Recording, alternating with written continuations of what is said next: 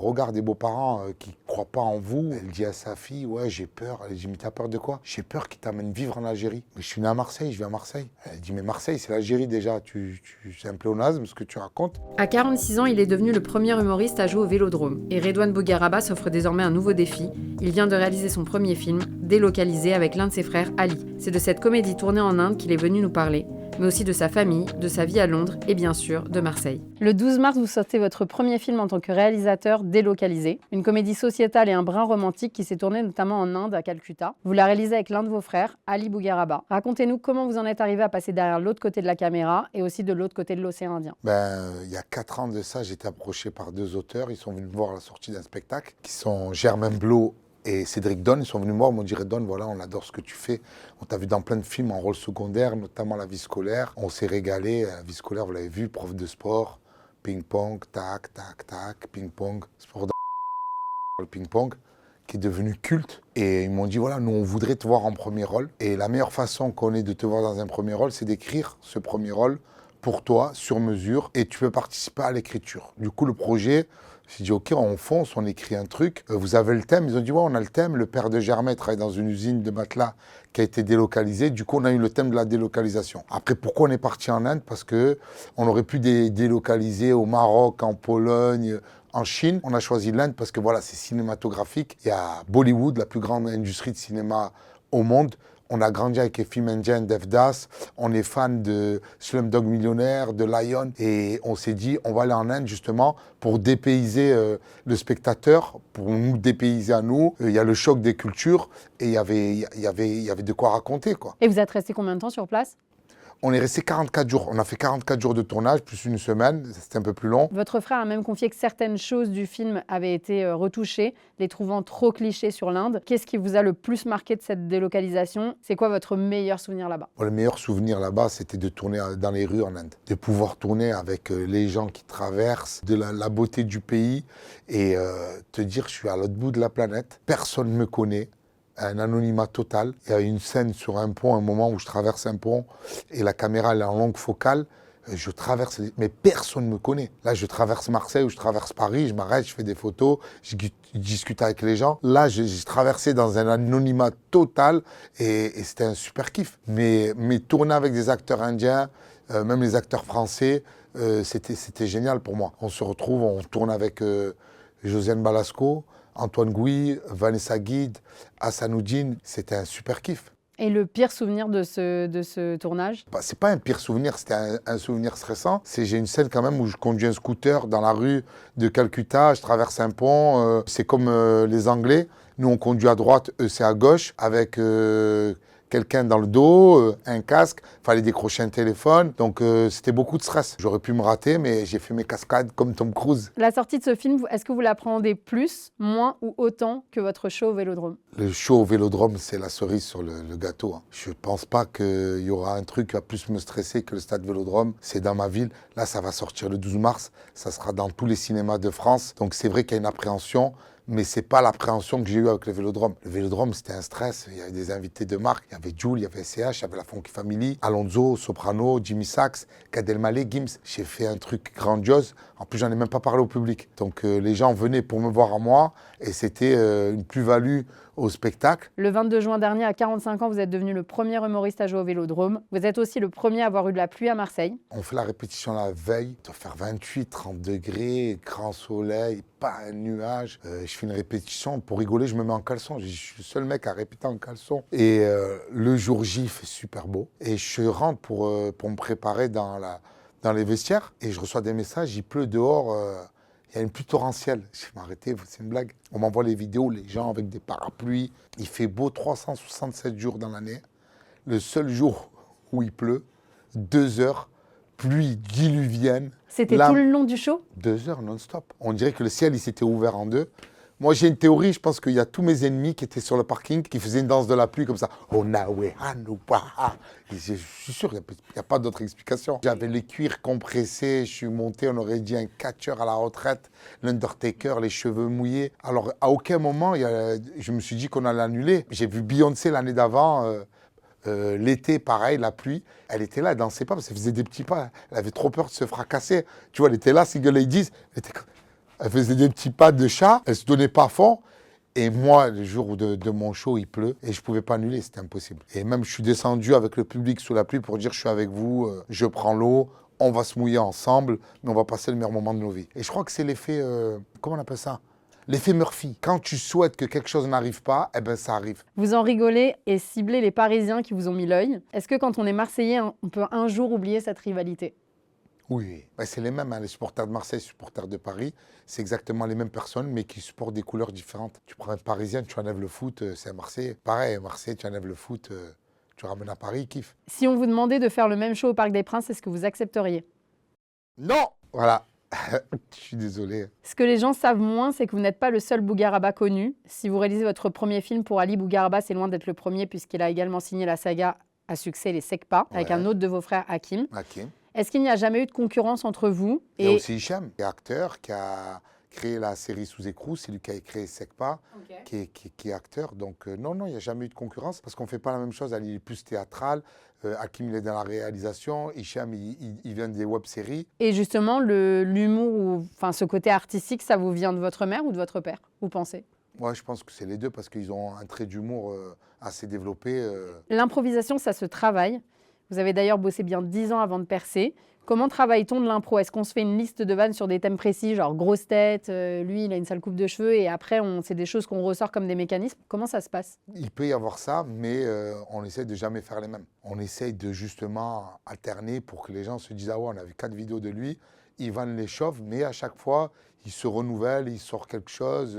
On part sur une base de quelque chose, mais après, c'est assez rapide, c'est l'inspiration. C'est pas que les chauves ou les gros ou les petits, il peut tout y avoir. Et le truc, c'est d'avoir beaucoup de culture générale pour justement s'inspirer des gens et d'enchaîner. Et avoir des refs. Exactement, on avait écrit des vannes qui peuvent passer pour des impros. Moi, le truc que j'aime beaucoup, c'est trouver la ressemblance chez une personne, avec une personne connue, et faire la vanne.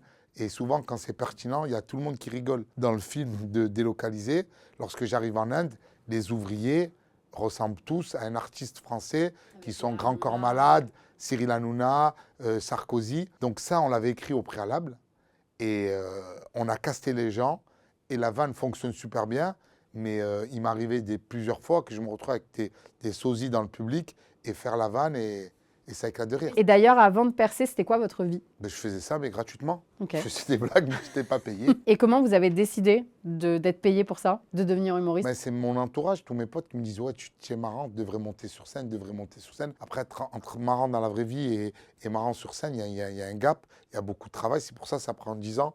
C'est Coluche qui disait ça. Ça prend 10 ans pour être connu du jour au lendemain. C'est-à-dire les gens, ils te connaissent du jour au lendemain, ils pensent que tu viens d'arriver, mais il y a 10 ans de travail acharné, de tournée, de vannes, de blagues, d'écriture. C'est comme un iceberg, tu vois, l'iceberg de la réussite, mais en bas, il y a le travail, l'abnégation, la résilience, la rigueur, la ponctualité, toutes les qualités qui font que, la chance, qui font que tu vas réussir. Et vous parlez justement de l'anonymat retrouvé en Inde qui vous a fait du bien. Quand on entend des potes nous dire faut que tu montes sur scène, faut que tu montes sur scène, il y a aussi cette part où on va vers quelque chose, on a la possibilité après de ne plus être anonyme. Est-ce que c'est quelque chose que vous aviez vraiment en tête? Non, mais je n'avais pas anticipé ça. Mais comme je viens d'Angleterre à Londres, j'ai l'anonymat. Non, il y a énormément de Français, mais ils sont tous dans certains quartiers. Moi, je vis dans le nord de Londres, je suis perdu. Je suis dans un village de Game of Thrones. Si Marseille est la plus belle ville du monde, vous l'avez néanmoins quittée en 2012 pour vous installer à Londres avec votre épouse et vos 2 filles. Vous avez confié que votre femme en avait marre de Marseille. Pourquoi êtes-vous parti et pourquoi Londres? C'est pas que Marseille, c'est la France. Elle me dit, ouais, j'aimerais voyager, aller vivre à l'étranger, nouvelle expérience. J'écoute, on ne peut pas partir loin de la France. Si on peut partir, ça sera en Europe. Et comme moi, je dois être sur Paris pour mes spectacles, il faut une ville européenne, entre guillemets, pas loin de Paris. Tu as le choix entre Bruxelles et Londres. C'est pas pour dénigrer les Bruxellois, mais Londres, c'est un peu plus glamour pour tout ce qui en découle, le monde de la nuit, les clubs de foot, l'architecture. Il y a un petit truc, petit New York, qui nous a intéressés, et même c'est anglo-saxon, on s'est dit on va à Londres. Et c'est comme ça qu'on est parti à Londres. Quand on pense à Londres, on pense souvent à la vie très chère, notamment depuis le Brexit. Est-ce que vous avez ressenti une vraie différence de qualité de vie avec la France? Ouais, c'est très cher, c'est très cher. Mais après, quand tu compares à Paris, c'est un peu plus cher que Paris. si tu compares Londres et Maubeuge, c'est sûr, ça n'a rien à voir. On sait que votre épouse est d'origine corse. Est-ce que vous avez songé à aller vivre sur l'île de Beauté?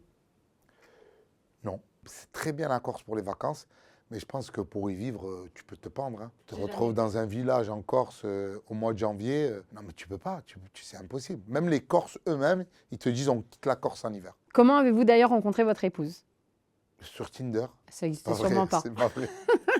Vous êtes trop ancien pour l'avoir rencontré sur Ouais, Tinder. non, j'ai rencontré à Marseille, c'est une copine à nous qui nous a présenté. Ok, donc c'était une Corse déjà qui avait quitté la Corse. Ah ouais. Et pour le mariage d'ailleurs, vous aviez choisi la Corse ou Marseille? Londres. Londres. Eh oui. Vos filles parlent-elles parfaitement anglais? Ouais, elles sont bilingues, elles sont anglaises, elles ont le passeport anglais, pas mieux anglais que moi, elles ont un petit accent anglais, britannique. Vous dites être un vrai papa poule, probablement pour pallier à vos absences. Ça ressemble à quoi un Redouane Bougueraba papa poule? Papa Poule, yes man. Papa, on va? Oui. Oui. Elles n'ont même pas de finir la phrase, oui. Est-ce que lors de vos absences, votre épouse ne se sent pas trop isolée à Londres, loin de vos proches? Oui, ça peut arriver, mais dès que je peux, je reviens là. Après, là, c'est vrai que je suis parti depuis longtemps parce qu'il y a une grosse promo du film. Quand je rentre, je suis là que pour m'occuper d'elle, quoi. Quand j'arrive, je suis dédié à eux. Donc, ils amènent à l'école, je peux cuisiner, je cuisine, je fais les courses, le repassage. Non, c'est pas vrai, je ne fais pas le repassage. Mais c'était pour la référence Charles Aznavour. Je lave, je repasse, j'essuie. À l'occasion, je pique aussi à la machine. Est-ce que vos filles ont hérité de votre sens aigu d'improvisation? Ouais, la petite, elle est vraiment marrante. Même la grande, mais la petite. La petite, elle a 6 ans. 6 ans, ok. Il n'y a pas longtemps, elle dit, ouais, mon père est tunisien. Je dis, comment ça? Je suis Marseillais, moi. Je dis, oui, tunisien. Je dis, mais pourquoi tu dis tunisien? Mais c'est vrai, papa, tu joues au Tunis. Elle croyait que les gens qui jouent au tennis, c'était des Tunisiens. Elle m'a tué de rire. Je dis, mais non, c'est un sport de raquette. Mais t'es racketteur. Je dis, non. À l'ère des trends TikTok et plus largement des réseaux sociaux, est-ce que votre aîné vous apprend des nouvelles tendances et vous inspire? Non, elle peut pas. Moi, je suis super connecté. Non. Je crois qu'elle est plus déconnectée que moi parce qu'elle avait démarré super tôt TikTok. Ça s'appelait Musical.ly. J'en faisais avec elle. Et après, elle a décroché TikTok. Elle est plus Snap. Comment on gère au quotidien 2 enfants avec un tel écart générationnel? La grande sœur, elle s'occupe plus de la petite, mais c'est super bien à gérer parce que voilà, la grande, elle est autonome et la petite, elle réclame beaucoup de temps. Mais ce qu'il y a de bien, quand tu as une grande sœur qui est plus âgée que toi, tu économises l'argent pour la nounou. À l'aube de la majorité, là je vous fais un peu peur, alors Ouais. bientôt avoir 18 ans, est-ce que vous vous êtes préparé au départ de votre aîné? Non, parce que la majorité, c'est 21 ans. On est passé sur la loi de Las Vegas. Et non, chez nous, la majorité, c'est 38.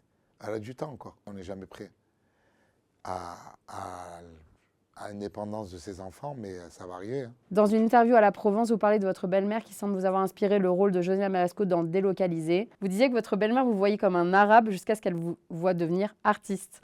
Est-ce que, comme dans votre couple, comme d'innombrables couples mixtes, vous avez souffert dans les débuts de certains préjugés ou de racisme Mais ordinaire? bien sûr, c'est qu'elle ait peur. Elle dit à sa fille, ouais, j'ai peur. Elle dit, mais t'as peur de quoi? J'ai peur qu'il t'amène vivre en Algérie. Mais je suis né à Marseille, je vais à Marseille. Elle dit, mais Marseille, c'est l'Algérie déjà. C'est un pléonasme ce que tu racontes. Mais c'est vrai que le regard des beaux-parents qui ne croient pas en vous, et après, dès que ça marche, comment ça peut changer? Ça, on le voit vraiment changer. Ben, bien sûr, on le voit. Après, tu deviens le chouchou. Tu étais la personne la plus détestée non grata. Et après, dès que tu réussis, tu es la personne qu'on gratte le plus. Tu passes de non grata à very gratté. Votre épouse et vos filles vous suivent-elles durant vos tournées et est-ce qu'elles étaient présentes le soir du show au Vélodrome? Oui, les gros événements sont là. L'Olympia, elles étaient là. Les Dômes à Marseille, elles étaient là. Certains Zéniths, elles étaient là. Bercy, elles étaient là. Vélodrome, elles étaient là. Ça vous met une pression supplémentaire? Avant-première à Marseille, elles étaient là. Non, je suis content de partager ça avec elles. Ouais, c'est une fierté. De savoir que tu fais les choses avec les gens que tu aimes, pour les gens que tu aimes. La petite, même quand elle avait 1-2 ans, elle me voyait à la télé sur Click, elle disait, t'appelles papa? Elle dit, mais tu vois pas qu'il est à la télé? Elle lui disait, ben, est à la télé. Et c'est Gad Elmaleh qui vient d'ouvrir un comédie club dans la cité phocéenne. Vous lui avez pas dit que c'était votre zone? Non, c'est bien, Viggs, c'est très bien. Vu qu'il a ouvert, j'irai jouer là-bas, ça me fait plaisir. Je suis vraiment fier et content qu'il ouvre un comédie club à Marseille parce qu'on a besoin de lieux comme ça où la culture peut se développer. Et vous, c'est le type d'endroit que vous pourriez ouvrir? Comédie club? Pas en France, parce que c'est beaucoup de responsabilités. Il faut être là sur place, il faut faire la programmation. Tu as les mecs du bar qui t'appellent, ouais, Redouane, il faut faire une vidéo, ou sinon on ne nous livre pas. Il y a un tel, Tu te retrouves à passer des coups de fil et je pense que c'est chronophage. À 46 ans, vous avez donc fait le Vélodrome, joué au foot avec Zidane, ouvert un restaurant, réalisé votre premier film. Est-ce qu'en tant que grand parieur, vous auriez parié sur tous ces événements? La cote était tellement élevée que j'ai défié la chronique. En parlant de paris, est-ce que vous êtes toujours aussi accro? Ah ouais, je joue toujours. Je peux pas regarder un match de foot si j'ai pas parié. Aucune adrénaline, il n'y a rien qui me... À part Marseille. Hein. Et maintenant, c'est quoi le prochain défi? Le prochain défi, on continue. J'ai un autre film qui sort au mois de juin, ça s'appelle La Route de Papa, le 18 juin. Et un autre film au mois d'octobre. Et après, je reviendrai en salle pour le spectacle. Merci beaucoup. Merci. C'était Redouane Bougueraba pour Pure People.